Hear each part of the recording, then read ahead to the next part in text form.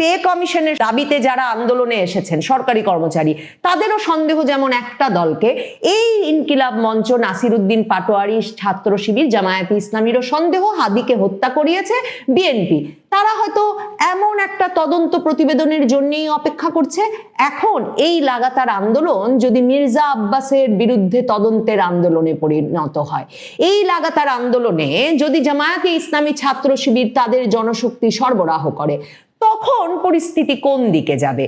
মানে রাজপথের এই আন্দোলন কোন দলের বিরুদ্ধে, নাকি রাজপথের এই আন্দোলন এমন অস্থিতিশীলতা তৈরিতে যাতে শেষ পর্যন্ত ইউনূস সরকারে থাকাটা আরো লম্বা হয়? বাংলাদেশের প্রধান উপদেষ্টা ডক্টর মোহাম্মদ ইউনূসের বাসভবন যমুনার সামনে নাটক চরমভাবে জমে উঠেছে। নির্বাচনের যখন আর মাত্র 4-5 দিন বাকি, তখন যমুনার মতো স্পর্শকাতর স্থাপনার সামনে এমন নাটক ঘোরতর রণক্ষেত্রে পরিণত হয়েছে। যমুনার সামনের জায়গা সরকারের পে স্কেল কমিশন বাস্তবায়নের দাবিতে সরকারি কর্মচারীরা নাকি নেমে এসেছেন। বেশিরভাগ সংবাদ মাধ্যমে এদেরকে আন্দোলনকারী বলে অভিহিত করছেন, মানে এদের কোনো রাজনৈতিক দল মতের পরিচয় পাওয়া যাচ্ছে না। হাজারে হাজারে এরা নেমে এসে পুলিশের সামনে, আইন শৃঙ্খলা বাহিনীর সামনে এমন প্রতিরোধ গড়ে তুলেছেন, নিশ্চয়ই অনেকেই সামাজিক যোগাযোগ মাধ্যমে ঘুরছে, ছবি ভিডিও দেখেছেন। জল কামান দিয়ে, টিয়ার গ্যাস দিয়ে লাঠিচার্জ করে কিছুতেই তাদেরকে ঠেকানো যাচ্ছে না।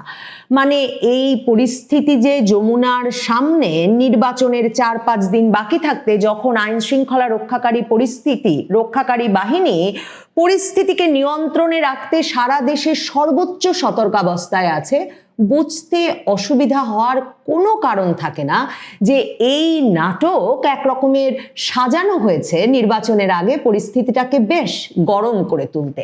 এখন এই পরিস্থিতি গরম করে তোলার উদ্দেশ্য কি, সে নিয়ে নানা রকম ভাবে বিশ্লেষণ করে তোলা যেতেই পারে। এক রকমের দিন রাতের নাটকের ব্যবস্থা করা হয়েছে।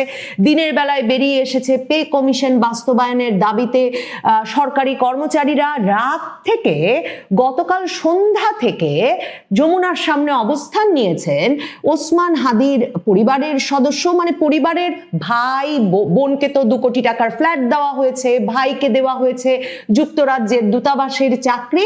পরিবারের সদস্য বলতে ওসমান হাদির স্ত্রী এবং তার ইনকিলাব মঞ্চের নেতা কর্মীরা এসে যমুনার সামনে অবস্থান নিয়েছেন। তারা আবার বলেছেন তাদের এই লাগাতার অবরোধ ছেড়ে তারা কিছুতেই যাবেন না যতক্ষণ পর্যন্ত না ডক্টর ইউনূস বেরিয়ে এসে বলবেন যে জাতিসংঘ ওসমান হাদির হত্যাকাণ্ডের তদন্ত করবে। মানে ওসমান হাদির সহকর্মী, ওসমান হাদির স্ত্রী একদমই বিশ্বাস করেন নাই।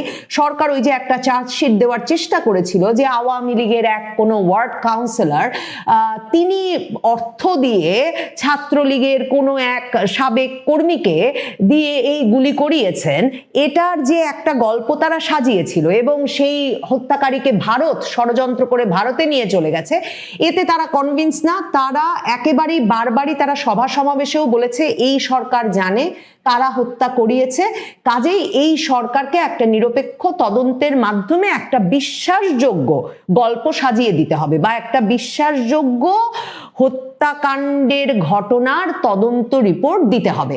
তো এই হচ্ছে পরিস্থিতি। একদিকে হাদির ইনকিলাব মঞ্চ যমুনার সামনে, একদিকে সাধারণ কর্মচারীরা যমুনার সামনে। এর মতলবটা কি? মতলব খুঁজতেই হবে, কারণ গত 16-17 মাসে এটুকু আমরা নিশ্চিতভাবে জানি যে এই সরকার না চাইলে সরকারি কর্মচারীদের এই সময়ে রাস্তায় নেমে আসার সাহসী করবার কথা না। দেখেন, পে কমিশনের বিষয়টা নিয়ে সরকার একদম ইচ্ছাকৃতভাবে কর্মচারীদের খেপিয়েছে, সরকারি কর্মচারীদের খেপিয়েছে এবং রাজপথে একটা আন্দোলনের ব্যবস্থা সাজিয়েছে। কেমন? গত বছর জুলাইয়ে সরকার ঘোষণা দিল 6 মাসের মধ্যে তারা পে কমিশন বাস্তবায়ন করবে। এ দফায় প্রায় এ খবর সংবাদ মাধ্যমে ছড়িয়ে এলো যে সরকার যাওয়ার আগেই পে কমিশন, 9ম পে কমিশন তারা বাস্তবায়ন করে যাচ্ছে। হঠাৎ করেই এরপর তারা ঘোষণা দিল যে তারা এই কাজ নির্বাচিত সরকারের জন্য রেখে যাচ্ছে। কি আশ্চর্য ব্যাপার বলেন, যে সরকার কিনা বন্দর বিক্রি নির্বাচিত সরকারের জন্য রাখছে না, চীনের সঙ্গে ড্রোন কারখানা স্থাপন, একের পর এক যুদ্ধ বিমান কেনা কিংবা 25টা 30টা বোয়িং বিমান কিনে ফেলা যুক্তরাষ্ট্রের কাছ থেকে কোনো কিছু নির্বাচিত সরকারের জন্য রাখছে না, তারা কিনা নবম পে কমিশন বাস্তবায়নটা ঝুলিয়ে রাখলো যে এটা নাকি নির্বাচিত সরকার এসে করবে। আরো আশ্চর্যের বিষয়, অর্থ উপদেষ্টা সম্প্রতি এটাও বলেছেন যে অর্থের ব্যবস্থাও নাকি অন্তর্বর্তী সরকার করে গেছেন যাতে নির্বাচিত সরকার এসেই এটা বাস্তবায়ন করতে পারেন, কিন্তু তবু তারা বাস্তবায়ন করবেন না।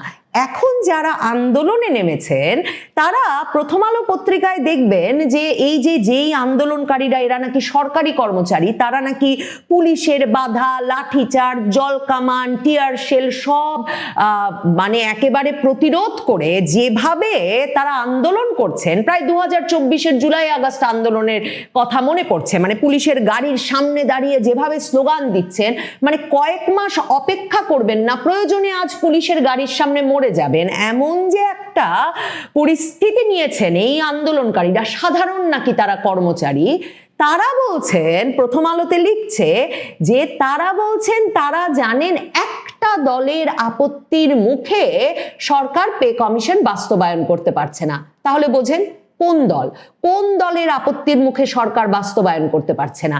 এই নাটকটা যে সাজানো হয়েছে এর ফলাফলে তার মানে এক হতে পারে এই আন্দোলন আরো মারমুখী হয়ে উঠতে পারে, পুলিশ এবং সরকারি কর্মচারীদের মধ্যে এমন দ্বন্দ্ব বেঁধে যেতে পারে যে নির্বাচনের আগে সরকারি কর্মকর্তা কর্মচারীরা বলতে পারেন যে তারা নির্বাচনী দায়িত্ব পালন করবেন না কারণ তাদের সহকর্মীদের গায়ে হাত উঠেছে। অথবা হতে পারে যে পক্ষটি আপত্তি করে নাই, মানে আর একটা পক্ষ আপত্তি করবে কেন বলুন তো, অন্তর্বর্তী সরকার যদি এর অর্থের সংস্থান করেই রেখে যান তাহলে যে সরকারি ক্ষমতায় আসবেন সে সরকার এসে তো আরো জনপ্রিয়তা পাবেন যে তাদের সময়ে নবম কমিশন বাস্তবায়িত হয়ে গেছে, তারা আসা মাত্র। কিন্তু সরকারি কর্মচারীদের মধ্যে খবর ছড়িয়ে দেওয়া হয়েছে যে একটি রাজনৈতিক দলের আপত্তির মুখে সরকার এই সময়ে নবম পে কমিশন বাস্তবায়ন করতে পারছে না, এবং এর মানে দাঁড়াচ্ছে এই যে এই কর্মকর্তা কর্মচারীদেরকে এখন যদি অপর পক্ষ এসে বলে দেন যে তারা সরকারে আসলে তারা নিশ্চিতভাবে নবম পে কমিশন বাস্তবায়ন করবেন, তাহলে তো খেলা ঘুরে গেল। তাহলে সকল সরকারি কর্মকর্তা কর্মচারীরা যারা লাখে লাখে সংখ্যায় বাংলাদেশে নির্বাচনী দায়িত্ব পালন করবেন তাদের এক রকমের সরাসরি সমর্থন তার মানে তখন অপর পক্ষটি পাবে। মানে এই যে সাধারণ কর্মচারীরা, মানে সাধারণ ছাত্রছাত্রীদের অনেক আন্দোলন তো আমরা দেখেছি, কাজে এই যে সাধারণ কর্মচারীরা নেমেছেন, প্রথম আলোতে শুধুমাত্র দেখছি যে তাদের কাছে একটা ব্যানার ছিল, যেই ব্যানারে তারা সাধারণ কর্মচারী দাবি আদায় পরিষদ নামের এক ব্যানার নিয়ে তারা নেমেছেন। সরকারি কর্মচারী দাবি আদায় ঐক্য পরিষদের ব্যানারে যারা আন্দোলনে এসেছেন তারা তার মানে কোন পক্ষের বিরুদ্ধে আন্দোলনে নেমেছেন, কোন রাজনৈতিক পক্ষের বিরুদ্ধে নেমেছেন, কোন রাজনৈতিক পক্ষটি তাদেরকে নামিয়েছে অপর রাজনৈতিক পক্ষের বিরুদ্ধে, সেটা খুব গুরুত্বপূর্ণ বুঝতে। মতলবটা কি, যমুনার ভেতর কি ষড়যন্ত্র চলছে যমুনার সামনে এ নাটক সাজাতে, এবং এতে একদিকে যেমন নির্বাচনের ফলাফল পুরোপুরিভাবে এখন যদি এসে সংহতি প্রকাশ করেন একটি পক্ষ তাদের পক্ষে চলে যেতে পারে, অপরদিকে যে ঘটনা ঘটতে পারে সেটা হচ্ছে ইউনূস সরকারই যদি বেরিয়ে বলেন যে নবম কমিশন আমরা বাস্তবায়ন করে দিচ্ছি, তাহলেও এই যে একটি পক্ষ সরকারি কর্মচারীদের কর্মকর্তাদের বেতন বৃদ্ধি চাইছিলেন না, এটা যদি প্রমাণ হয়ে যায় এবং এর বিপরীতে ইউনূস সরকার তাদের পাশে এসে দাঁড়ান, তাহলেও কেল্লা ফতে ইউনূস সরকারের জন্য। এরপরে নির্বাচন হলো কি হলো না, নির্বাচনের পর তারা ক্ষমতা হস্তান্তর করলেন কি করলেন না, এই উপদেষ্টা পরিষদে যদি মাসের পর মাস যমুনায় বসে সরকার চালিয়ে যান কোনো অসুবিধা নাই, সরকারি কর্মকর্তা কর্মচারীরা খুশি, তারা আছেন রাস্তায়। অন্যদিকে দেখেন ইনকিলাব মঞ্চের রাস্তায় নামার ব্যাপারটা। ইনকিলাব মঞ্চ জানুয়ারি